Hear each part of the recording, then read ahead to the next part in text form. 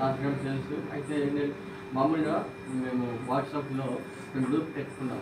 దాంట్లో family group అని దాదాపుగా 4-5 ఉన్న వాళ్ళంతా కూడా ఒక గ్రూప్ ఉంది. దాంట్లో ఏ విషయాస్ పెట్టినా కూడా ఫస్ట్ రెస్పాండ్ అయ్యేది తాత. ఫస్ట్ రెస్పాండ్ అయ్యి వెంటనే అది ఎంత మార్నింగ్ అయినా ఎప్పుడైనా కూడా ఫస్ట్ రెస్పాండ్ అవుతున్నారు తాత. ఎన్ని ఫంక్షన్స్కి వచ్చినా కూడా ఎంత హంబుల్గా వాళ్ళు పలకరిస్తారంటే ఆ హంబుల్నెస్ అనేది నేను అనుకుంటాను దేవుని యొక్క ఆ యొక్క దైవిక తత్వంలోనే అది అలవర్చబడుతుంది. కానీ నేను ఎప్పటి నుంచి కూడా కాదు. నేను తాతగారి గురించి మన ముఖ్యంగా నేను సంతోషంగా చెప్పేది ఏంటంటే ఆయన రక్షించబడ్డాడు, శాల్వేషన్ ఉంది, దేవుల్లో ఉన్నారు. ఇప్పుడు దేవుని దగ్గర ఉన్నారు. ఒక అడ్రస్ ఒక్కటే మారిపోయింది. ఇంతకాలము ప్రగతి నగర్లో ఉన్నాడు, ఇప్పుడు ఆయన అడ్రస్ పరలోకంలో హెవెన్లో ఉంది. మనం కూడా ఆ అడ్రస్కి వెళ్ళాలి అంటే మనకు కూడా ఒక నిరీక్షణ ఇచ్చినాడు దేవుడు.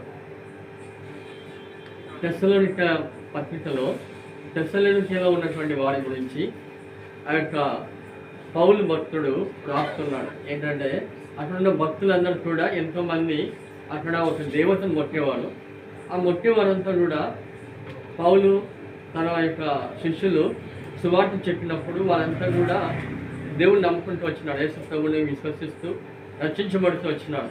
వచ్చిన తర్వాత కొంత సంఘం అయిపోయింది, తెస్సలోనిక సంఘం అయిన తర్వాత దాంట్లో కొంతమంది చనిపోతూ ఉన్నారు. మీరు చెప్పింది ఏంటంటే మీరు మరణించినవాడు తిరిగి బ్రతుకుతాడని చెప్పినాడు, మనకి చనిపోతున్నాడు ఎట్లా అని వారికి ధైర్యం ఇవ్వడానికి కొరకై తెస్సలోనిక పత్రికను రాస్తూ వచ్చినాడు. ఈ యొక్క ప్రస్తుత కాలంలో ఎలాగైతే మానవులు జీవించాలో, ఎలాగైతే నడవడిక జడించాలో ఆ తెస్సలోనిక పత్రిక చదివితే తెలిసిపోతుంది. అక్కడ ఏమని రాయబడిందంటే చూడండి ఒక మాట. తెస్సలోనిక రాసిన మొదటి పత్రిక 4వ అధ్యాయము.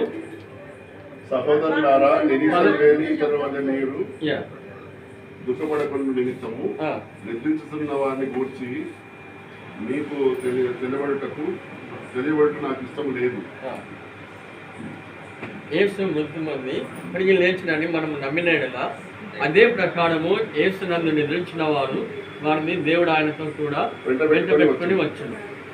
మేము ప్రభువుని బట్టి మీతో చెప్పినదేమనగా ప్రభువుడు అక్కడ వచ్చే వరకు సజీలమై నిలిచేవాడు మనము నిద్రించిన వారి కంటే ముందుగా ఆయన సన్నిధి చేయడం, ఆర్భాటంతోనూ ప్రధాన బూఢ శబ్దంతోనూ దేవుని బుడతోనూ పరలోకము నుండి ప్రభువు దిగి వచ్చును.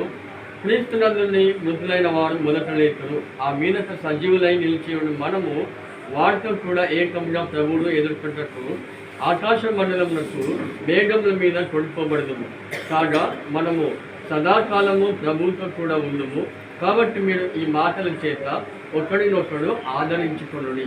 ఈ యొక్క తెస్సలోనిక పత్రిక అంతే కూడా ఆదరణ కొరకై రాయబడింది. ఎందుకంటే సంఘంలో చాలామంది నిద్రిస్తూ ఉంటున్నారు.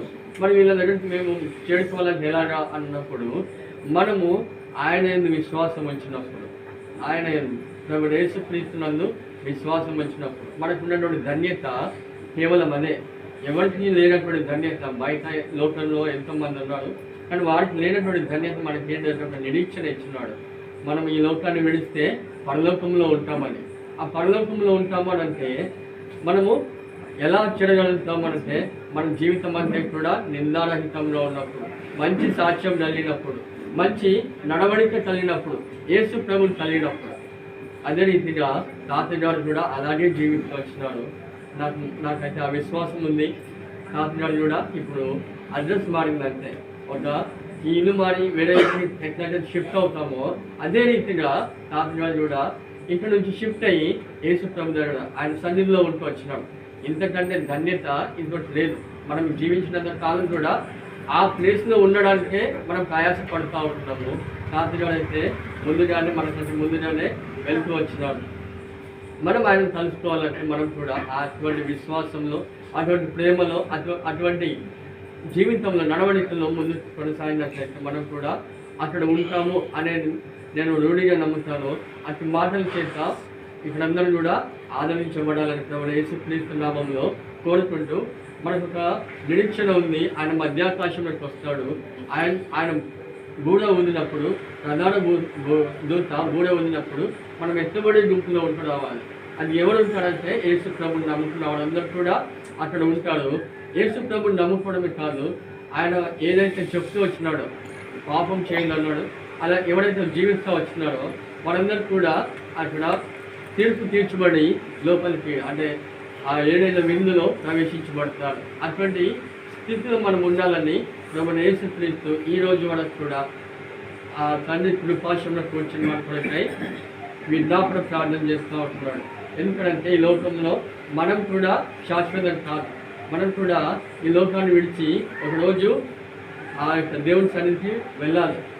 యేసు ప్రభుని ఎవరైతే నమ్ముకున్నాడో వారందరూ కూడా ఈ బూఢ శబ్దం వినబడుతుంది, కానీ అక్కడ తీర్పు ఉంటుంది. ఆ తీర్పులో మనము నిర్ధారహితుగా నిలబడుతూ రావాలి. అట్లా ఉన్నప్పుడు దేవునితో పాటు మనము విందులో పాల్గొంటాం. అటు విందులో కాకినాడ కలని విశ్వాసం నాలో ఉంది. అటు విశ్వాసం ఇచ్చినందుకు కూడా ప్రభువైన యేసుక్రీస్తు వారికి ఎంతో వందనాలు చెప్తూ, ఇక్కడ ఉన్న అందరూ కూడా ఒక మాట ఏంటంటే, ఏదైతే సాక్ష్యం కలిగి ఉంటూ కాకినాడ వెళ్తూ వచ్చినారో అతి సాక్ష్యాన్ని కూడా మన జీవితంలో కూడా మంచి సాక్ష్యం మానవులతో వచ్చేది అనేక సార్లు వింటూ ఉంటాం. ఏంటంటే మనిషితో వచ్చేది రెండే రెండు, ఒకటి మంచి చెడు. ఈ రెండు వస్తాయి. మనం మంచి వైపు ఉంటే దేవుని సన్నిధిలో ఉంటాము, చెడు వైపు ఉంటే మనము చెప్పనవసరం లేదు. కాబట్టి అతి జీవితము దేవుడు ఇష్టపడడు, దేవుడికి ఇష్టం లేదు కూడా, దేవుని దుఃఖపరచదు కూడా. కాబట్టి మనం యేసు ప్రభుని నమ్ముకున్న వాళ్ళంగా మంచిగా దేవుని సన్నిధిలో చేరాలి. దేవుని అక్కడ వచ్చినప్పుడు మనం కూడా ఎత్తుబడి ఉండాలి అంటే మనం కూడా మంచి సాక్ష్యం కలిగి ఉండాలని, అతి సాక్ష్యము ఆ యొక్క కాకినాడు కలిగి ఉండాలని ఆయన మనకి ముందుగా